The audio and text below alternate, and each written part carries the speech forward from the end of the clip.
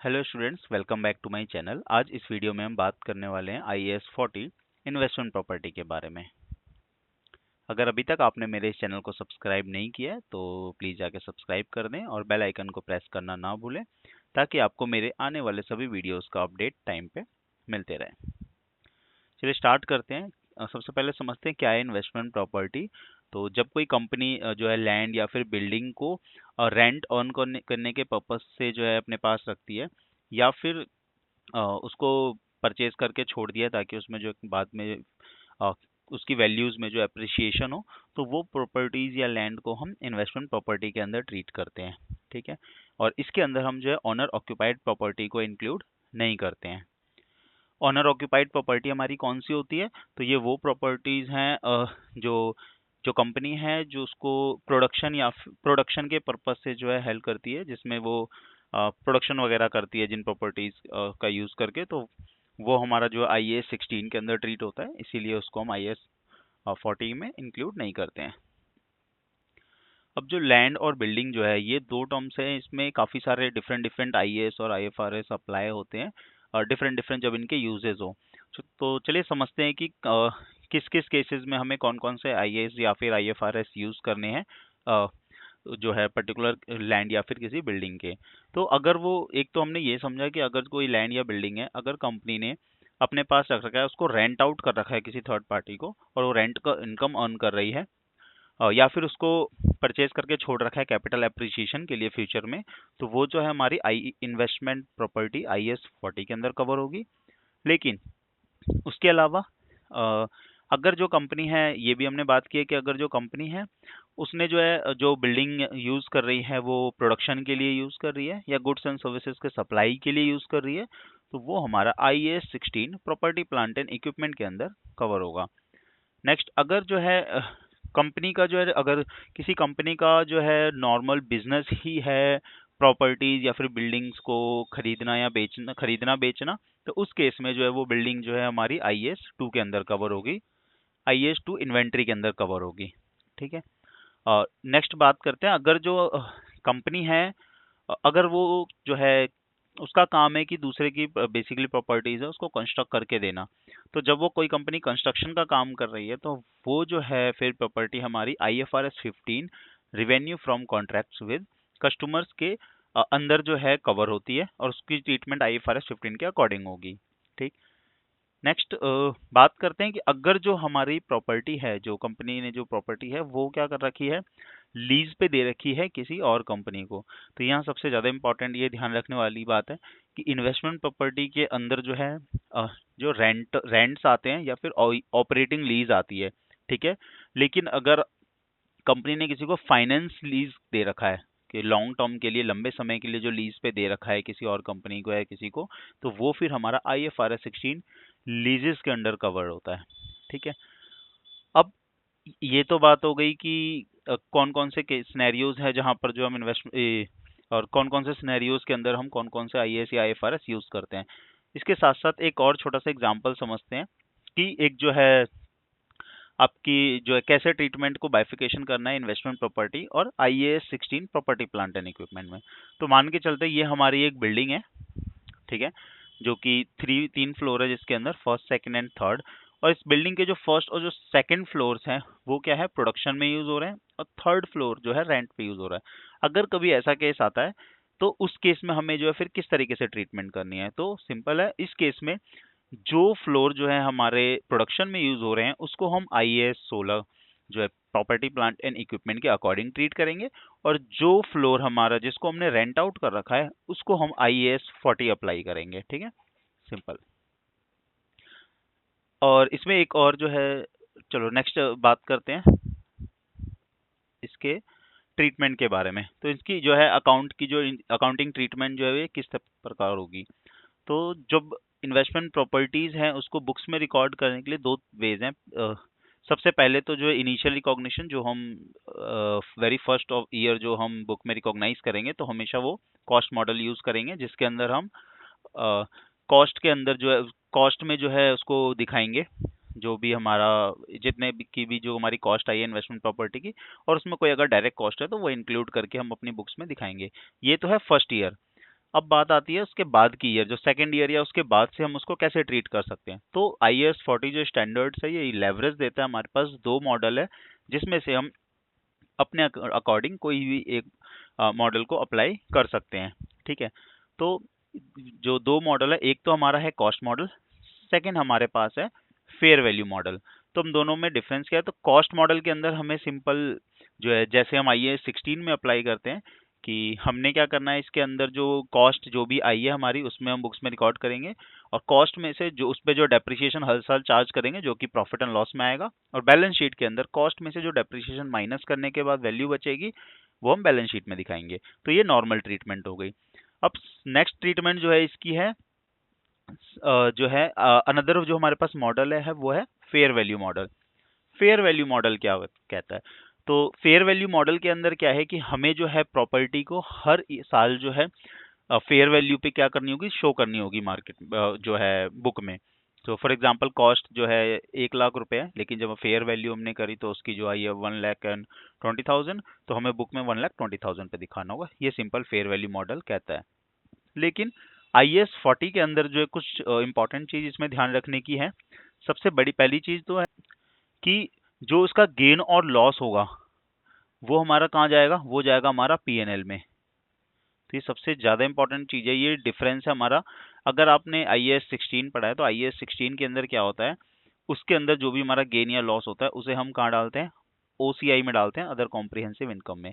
लेकिन जब investment properties का हम फेयर वैल्यू करते हैं तो उससे जो भी हमें गेन या फिर लॉस आता है उसको हम कहाँ ट्रीट करते हैं, उसको हम प्रॉफिट एंड लॉस में डायरेक्टली दिखाते हैं। ठीक है, और इसके बाद एक और इम्पॉर्टेंट चीज कि इस जो है अगर हम फेयर वैल्यू मॉडल यूज कर रहे हैं तो उस पर फिर हमें डेप्रिसिएशन को चार्ज नहीं करना है। ठीक है, तो डेप्रिसिएशन जो है उस पर चार्ज नहीं होगा, तो इसीलिए ये काफी सिंपल भी है इस हिसाब से इसको ट्रीट करना।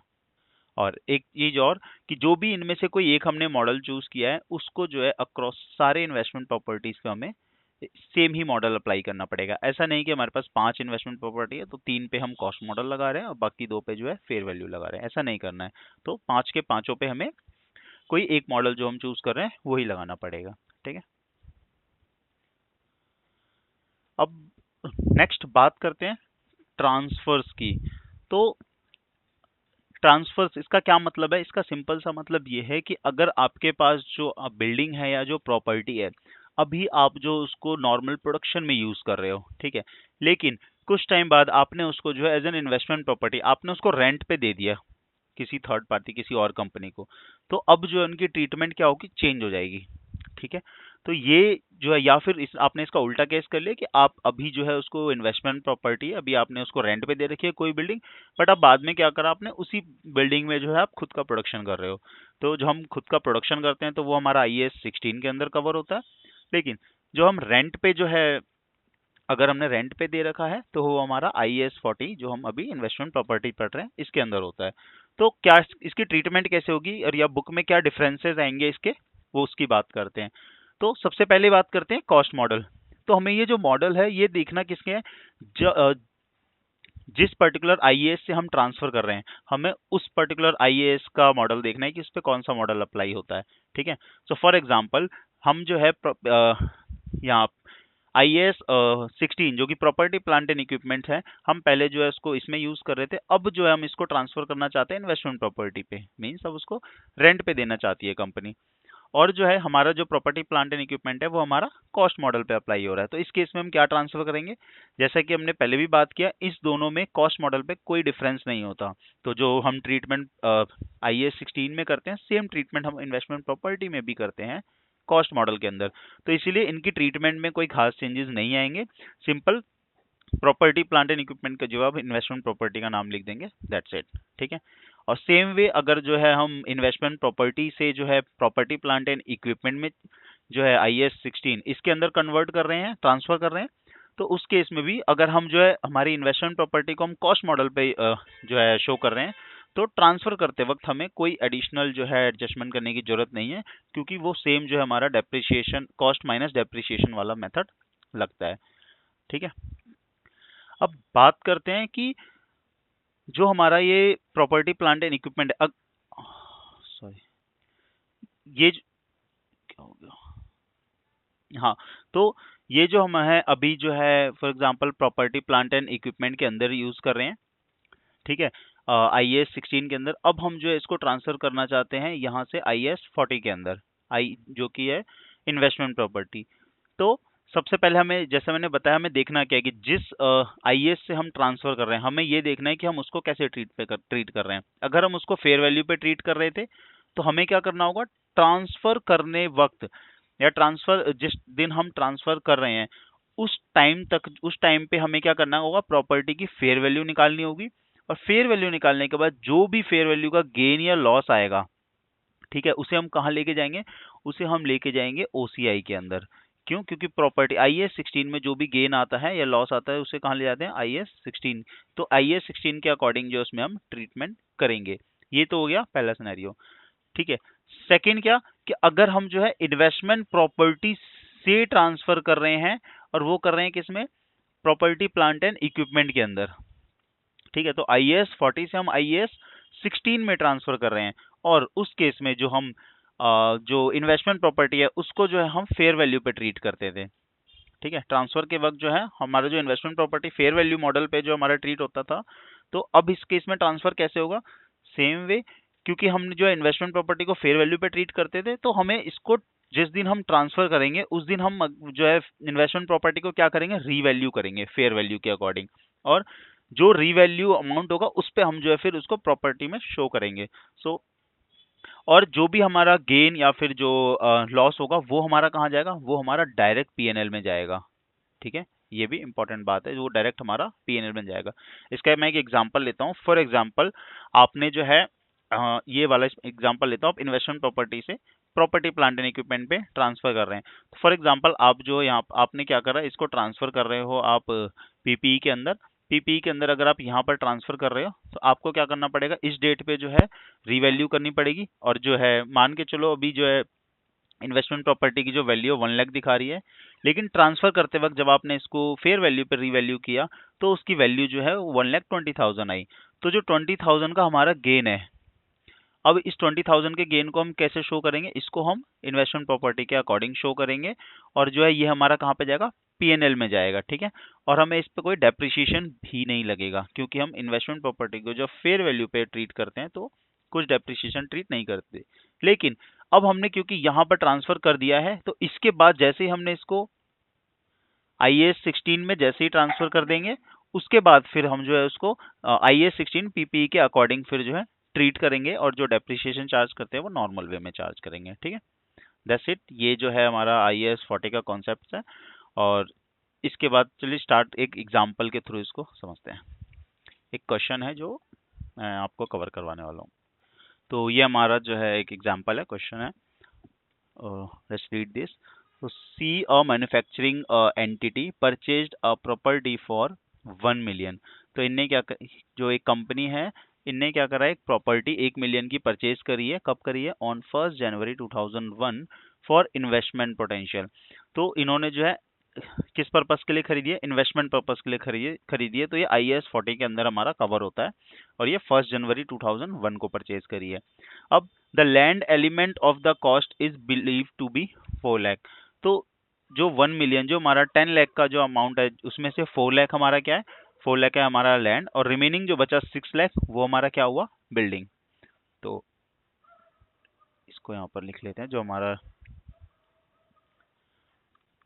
लैंड का पोर्शन है वो है हमारा 4 लाख, और जो हमारा बिल्डिंग है वो है हमारी 6 लाख। तो इसमें हमें एक चीज मालूम है कि जो लैंड के ऊपर जो है हमारा डेप्रिसिएशन चार्ज नहीं होता, तो हमें डेप्रिसिएशन जो चार्ज होगा वो सिर्फ बिल्डिंग के ऊपर चार्ज होगा, ठीक है। और जो बिल्डिंग की जो यूजफुल लाइफ है इन्होंने दी हुई है 50 ईयर्स। अब इन्होंने कहा एट द ईयर एंड 31 दिसंबर को जो है ईयर एंड पे क्या है, local property indices suggest that fair value of the property has risen to 1.1 million. अब जो रिवैल्यू की गई है ईयर एंड पे, अब इसमें जो है इसकी वैल्यू कितनी है, 1.1 मिलियन है। तो जो है हमारी फेयर वैल्यू है इसकी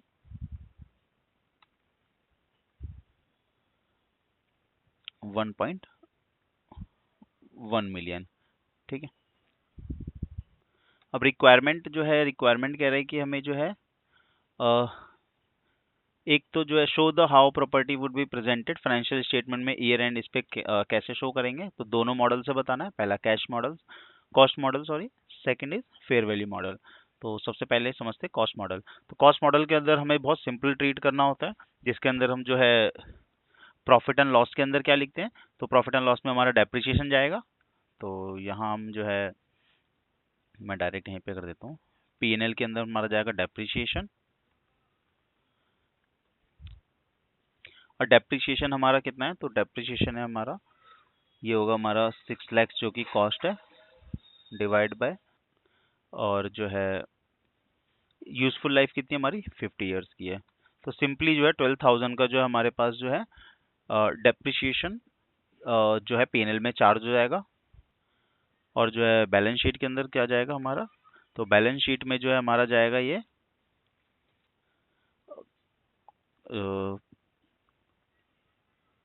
प्रॉपर्टी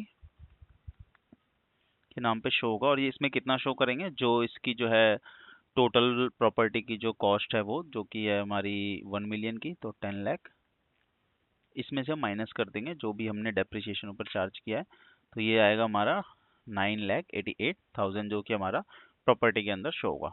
ये तो हो गया हमारा कॉस्ट मॉडल। नेक्स्ट अब फेयर वैल्यू मॉडल में इसको कैसे करना है, तो सेम फेयर वैल्यू मॉडल के अंदर, तो इसके अंदर क्या है, हमारा जो पीएनएल के अंदर जो है कोई भी डेप्रिसिएशन हमारा चार्ज नहीं होगा। क्यों? क्योंकि फेयर वैल्यू मॉडल आईएएस 14 के अंदर हमारा डेप्रिसिएशन चार्ज नहीं होता है। तो फिर हमारे पास पीएनएल में क्या जाएगा, तो पहले देखते हैं बैलेंस शीट में। तो जो हमारा बैलेंस शीट में जो है प्रॉपर्टी जो प्रॉपर्टी है उसको हमें कितने में शो करनी है, तो वो हम शो करेंगे रीवैल्यूड, जो है फेयर वैल्यूड जो हमने करी है उसके बाद जो अमाउंट आई है दैट इज 1.1 मिलियन। तो ये हो गया 1.1 मिलियन पे, तो हमने प्रॉपर्टी को जो है यहाँ शो कर दिया। और पीएनएल में क्या जाएगा, जो हमारा गेन हुआ है, तो 1.1 मिलियन माइनस में जो इसकी वैल्यू थी 1 मिलियन, तो 0.1 मिलियन का जो है ये हमारा क्या होगा, गेन होगा। ठीक है, जो कि हमारा यहाँ शो होगा। ठीक है, तो ये हमारी जो सिंपल सी ट्रीटमेंट है, और इसमें no depreciation will be charge. ठीक है, तो ये जो है हमारा क्वेश्चन का सॉल्यूशन था। तो आपको ये वीडियो कैसी लगी कमेंट सेक्शन में जरूर बताइएगा, और अगर आपको इस आईएएस 40 से रिलेटेड कोई भी क्वेश्चंस या डाउट्स हो तो please tell in the comment box, और please don't forget to like, subscribe and share my channel. Thank you.